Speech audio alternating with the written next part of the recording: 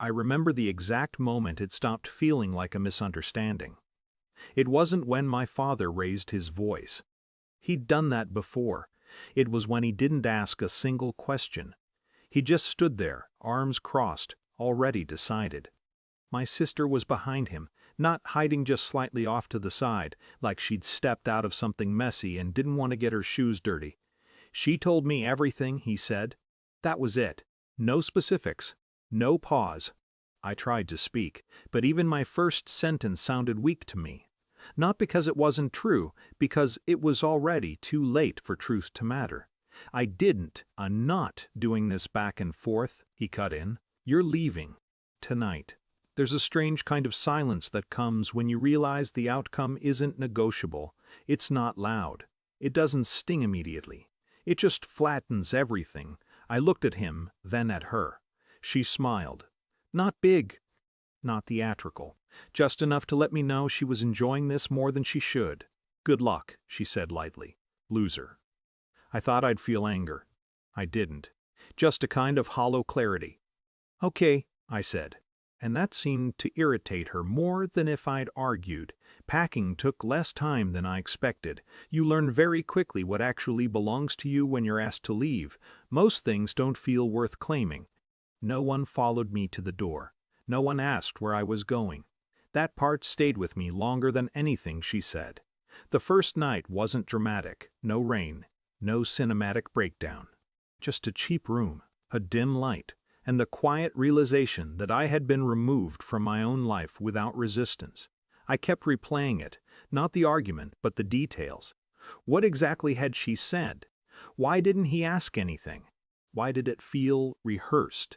There were small things I hadn't noticed before. The timing, the way she spoke confident, but not emotional, like she'd prepared it. And the more I thought about it, the less it felt like a spontaneous lie. It felt placed. I didn't reach out, not to defend myself, not to explain. If someone decides you're guilty without asking, explanations don't fix that. They just make you look desperate, so I stayed quiet. 3 days isn't a long time, but it's long enough for a story to start breaking if it wasn't built carefully. I found that out when my phone rang. It wasn't my father. It was someone from outside. Someone who had no reason to pick sides. Their voice was neutral, almost procedural. They asked me where I had been that night. Specific times, specific places, questions my father never asked. I answered them simply. No emotion, no defense. There was a pause on the other end. Then, thank you, that helps. Helps. That word sat with me. What I didn't know at the time was that my sister hadn't accounted for anything beyond the house. She hadn't expected anyone else to look at the timeline. Hadn't expected her version to be compared against anything real.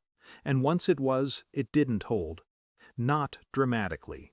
No confession scene. No breakdown. Just small contradictions. A time that didn't match.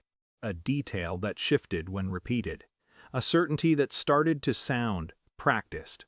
And my father, who had been so sure, was suddenly being asked to explain why he hadn't checked any of it. That's the part people don't think about. It's one thing to be wrong privately. It's another to be wrong in front of someone who doesn't share your assumptions. He called me later that day. His voice was different, not softer, just less certain. I think we need to talk, he said. Not, I'm sorry. Not, I was wrong. Just talk. I didn't answer right away, not to punish him. Just because I realized something had shifted and I didn't want to rush back into the version of things that had let this happen. I'll come by tomorrow, I said, on my terms. Walking back into the house felt smaller than I remembered. Or maybe I just saw it differently. My sister wasn't smiling this time. She wasn't saying anything at all. Just watching. Waiting, maybe for me to do something. To confront her. To demand something. I didn't. Because whatever she'd expected, this wasn't it. My father tried to explain. Not clearly, not cleanly. Phrases like misunderstanding and things got out of hand floated around the room, never quite landing. I listened. That was all. And for the first time, I could feel it. Something subtle but unmistakable. He wasn't in control of the situation anymore. Not because I took it. because he'd lost it. No one asked me to forgive anything, which was good because I didn't have a speech prepared. I just nodded when appropriate, stayed quiet when it drifted. And when it was over, I didn't try to fix the atmosphere. That part wasn't mine to repair. Later that night, my sister passed by me in the hallway. No smirk, no comment, just a quick glance, then away. And somehow, that said more than anything she'd done before. Nothing went back to normal. Not really. I still lived there.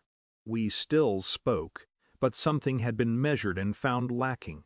Not love, trust, and once you see how quickly it disappears, you don't pretend it's still the same. I didn't win anything. There was no moment of satisfaction. No sense of balance restored. Just a quiet understanding that being believed isn't guaranteed. And when it's taken from you that easily, you don't fight to get it back the same way. You just learn where it doesn't exist anymore.